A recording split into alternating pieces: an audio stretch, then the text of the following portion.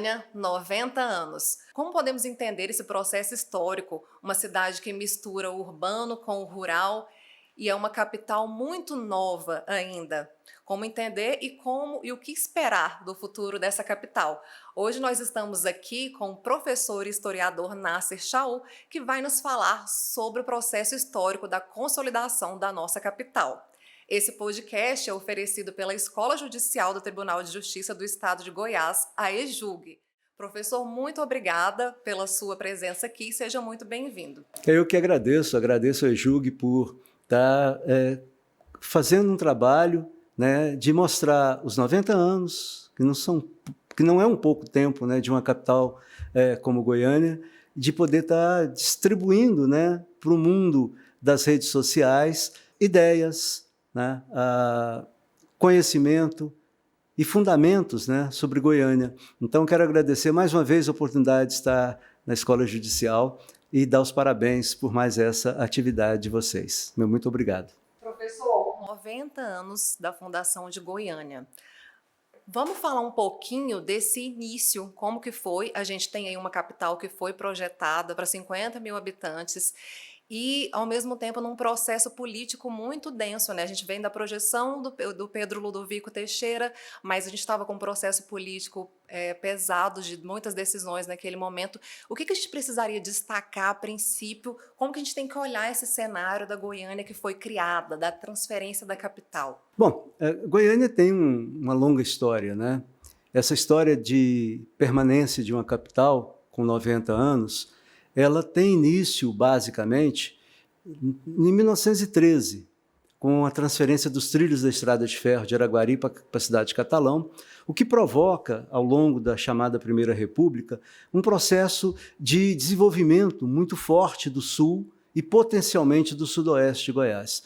Esse crescimento econômico e financeiro dessas regiões encontrava um embaraço muito grande na vida política do Estado, que estava altamente centralizado na cidade de Goiás, em Porto Nacional e Morrinhos, e não deixava com que nada além de representantes de outras regiões participassem do poder político, além daqueles já determinados por esses grupos políticos. Em 1930, ocorre o que a gente chama de movimento de 30, outros preferem Revolução de 30, e o Sul e o Sudoeste elegem um político que é também um médico, que é um humanista, que é Pedro Ludovico Teixeira, para a representação dessas regiões no poder político. Ora, o que o Pedro faz? O Pedro era um desconhecido politicamente em nível de regional e, mais ainda, né, desconhecido em nível nacional. Pedro resgata uma ideia de mudança da capital lá dos séculos XVIII e XIX, de governadores gerais que já queriam tirar a capital da cidade de Goiás. E ele usa todo o seu saber médico para fazer esse procedimento, esse processo. Ele passa a tratar a cidade de Goiás, que era a terra natal dele também, como se ela fosse uma doente no estágio terminal do mundo capitalista da época. O argumento era de atraso, né? Como se o argumento era total, desse atraso. Sim, de uma região em que estava num buraco, basicamente, né, geograficamente falando, uma cidade que não correspondia econômico e financeiramente para o desenvolvimento do Estado como um todo, e ele pega e usa o seu saber médico para fazer toda essa análise, né, toda essa contestação, né, da cidade de Goiás e, em contrapartida, justificar a Goiânia. E todo um processo político envolve tudo isso, com dificuldades dificílimas, e a gente pode talvez até afirmar, historicamente, que se não fosse a decretação do Estado Novo em 1937, a pedra fundamental de Goiânia é de 1933, o decreto de mudança de 1937, e o batismo cultural depois de 1942. Então, uma capital altamente planejada, extremamente envolta com dois grandes, um grande arquiteto, né, Atílio Correia Lima, com uma vertente francesa de formação, e um outro que depois, que o Atílio morre, que o substitui, já com um viés britânico, né, uma escola mais inglesa, que cria depois o setor sul, que é Armando Augusto de Godoy, que era um urbanista também de grande renome na época. Então, a capital planejada, criada e edificada em Art Deco, com significativos ícones de modernidade para a época, e que não é uma capital criada por Pedro Ludovico simplesmente, também pelos engenheiros Coimbra Bueno, também por 4.000 obreiros anônimos, né, que vieram de outras regiões do Brasil para construir Goiânia, de um arquiteto, como eu disse, e um outro urbanista de renomes internacionais. Então, Goiânia é um polo de desenvolvimento para a época, para as regiões sul e sudoeste, muito mais do que para o estado como um todo, né? E ela é uma capital interessantíssima, porque altamente planejada, altamente moderna em relação ao seu passado, ao passado do estado de Goiás como um todo, e cravada no interior, que é Campinas. Isso resulta numa simbiose muito paradoxal, aparentemente, que é a confraternização, né, harmônica até pensada historicamente, do centro com a periferia, do campo com a cidade, do sertão com o litoral, né, da tradição com a modernidade. Então você vai ver em Goiânia, ao longo desses 90 anos, você vai ver esses aparentes paradoxos convivendo. Você tem as festas tradicionais, você tem a pecuária como festa, né, simbólica nossa, você tem a Quasar, né, que é um balé internacional, você tem o nosso rock de garagem, que extrapolou as fronteiras do estado, ao mesmo tempo que as maiores duplas sertanejas surgiram aqui. Ela se consolidou com todas essas raízes do urbano e do rural. Do urbano e do rural convivendo. Por quê? Porque é uma capital nesse pórtico, esse pórtico que eu falei, cravada no interior, que é Campinas. E aí, gente, o Paulo Gonçalves, que era um jornalista de saudosa memória, ele brincava, dizia que Goiânia é uma cidade interessante. O lugar mais anônimo é a Fama, onde tem mais brigas é na Vila União, né? E até pouco tempo vendiam carros na Praça do Avião. Então, é uma cidade cosmopolita, ao mesmo tempo com nuances, né, de contradições, aparentemente contradições, mas que acabam sendo o que a gente historicamente pode chamar de uma capital macunaímica. Ela não tem uma identidade justamente por ter várias. Então, eu prefiro ficar com esse enfoque e acho que Goiânia, aos 90 anos, ela contempla muita coisa boa. Ela trouxe um desenvolvimento fantástico para o estado, ela trouxe... abriu as portas para o Getúlio Vargas incrementar a chamada Marcha para o Oeste em 1942. Ela serve de trampolim para as CANGs, para as colônias agrícolas nacionais, principalmente de Ceres. Ela é o trampolim fundamental para Brasília nos anos 60. Ela, juntamente com toda esse quadro, né, ela abre a frente de expansão através da Belém-Brasília, né, a BR-153, para a ocupação da Amazônia, que é essa coisa triste, ao mesmo tempo absurda, né, da forma como tem sido feita, do pulmão do mundo, né? Então, ela também é responsável por essa ocupação do que os estudiosos chamam de frentes de expansão e frentes pioneiras, que é a incorporação das regiões ainda não inseridas totalmente no sistema. Porque cabia ao Pedro uma coisa importante politicamente para ele, era de inserir a região no processo da nação. No centro econômico, expandir nacionalmente. Não, é o projeto político do Vargas todo, né? O Pedro percebeu muito cedo que uma nova capital, um novo sentido para a história, um novo bandeirantismo, daria para ele o staff político de consolidação regional, né, e de inserir a região centro-oeste, através de Goiânia, com o desenvolvimento da nação, o que passa a ocorrer em 42 com a chamada Marcha para o Oeste.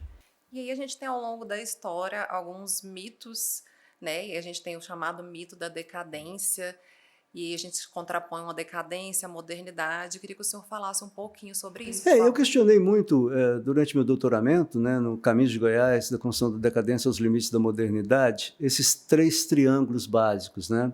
Eu questionei a ideia de decadência com o fim da mineração, porque eu não entendia que era um viés fundamentalmente econômico que regia o entendimento, né?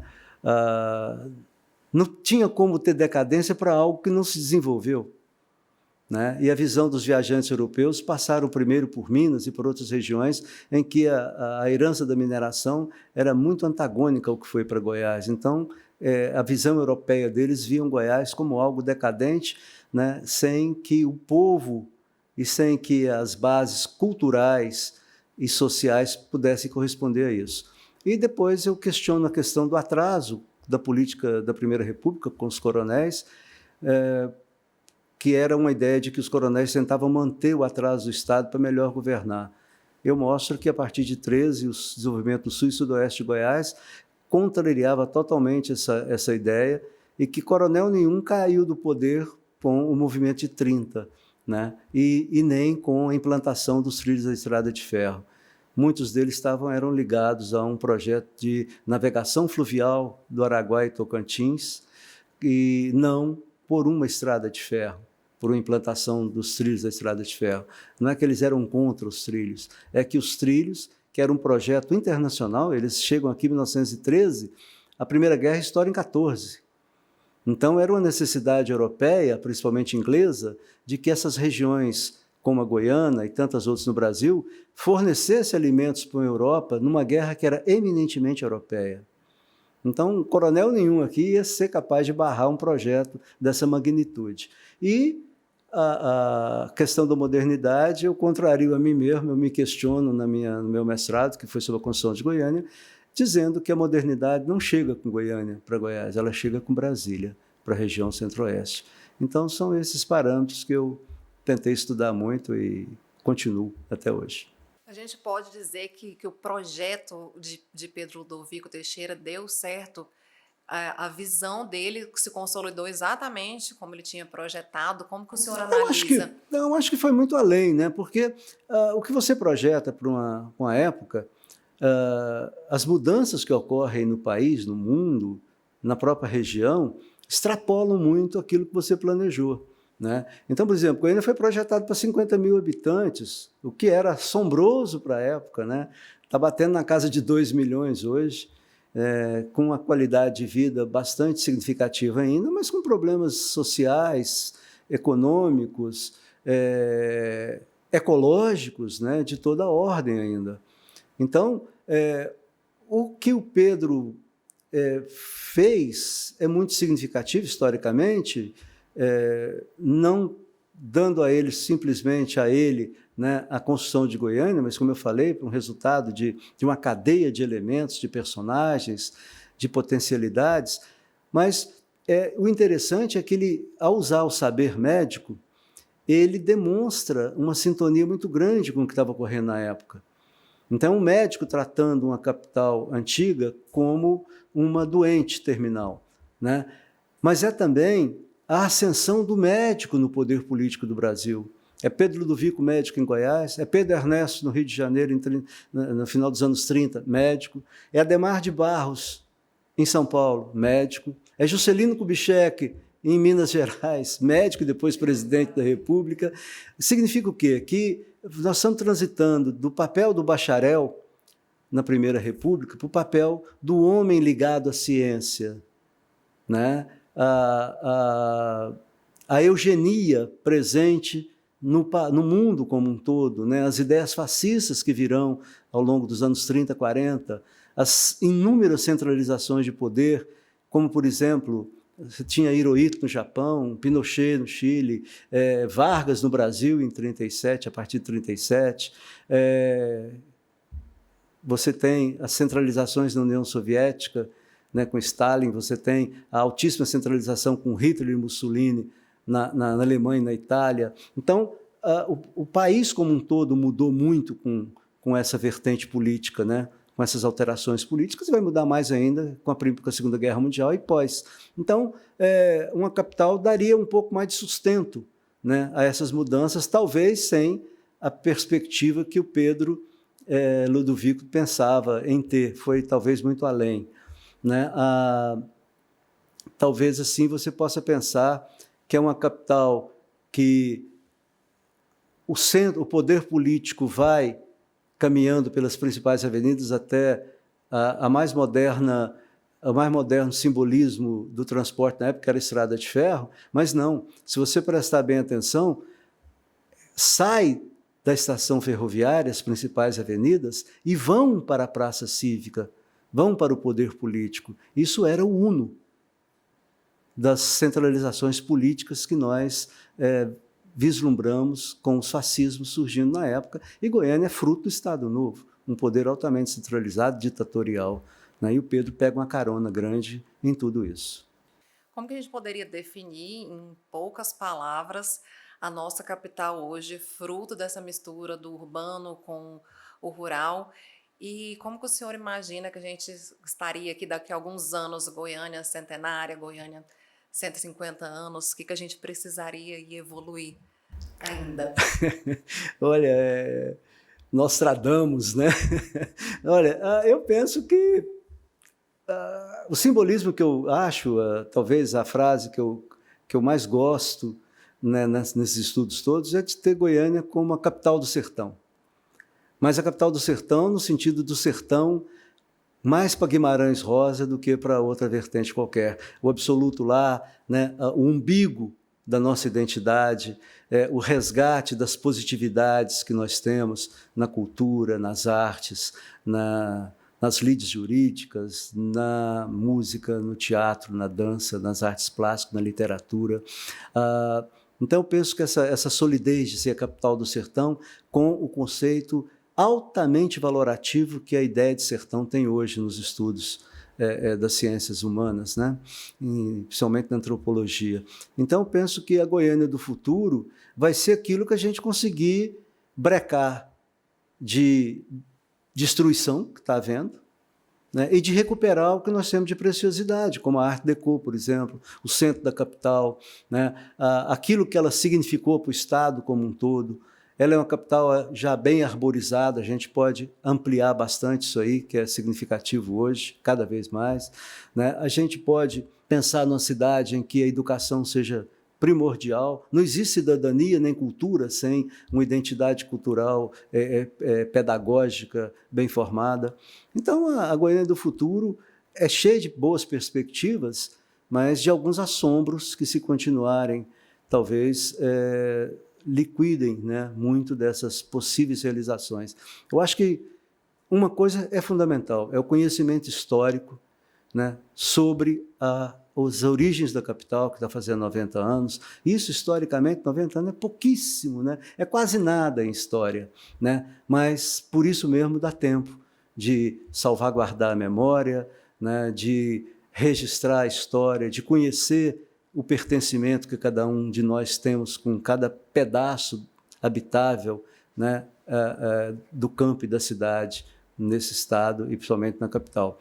Então, acho que essa capital do sertão tem tudo de bom para nos oferecer, basta que a gente saiba como fazer o pertencimento e criar a nossa identidade dentro da identidade cosmopolita que ela tem. Esse foi um podcast Direito e Cultura da Escola Judicial do Tribunal de Justiça do Estado de Goiás, a EJUG. Muito obrigada pela sua participação e até o próximo.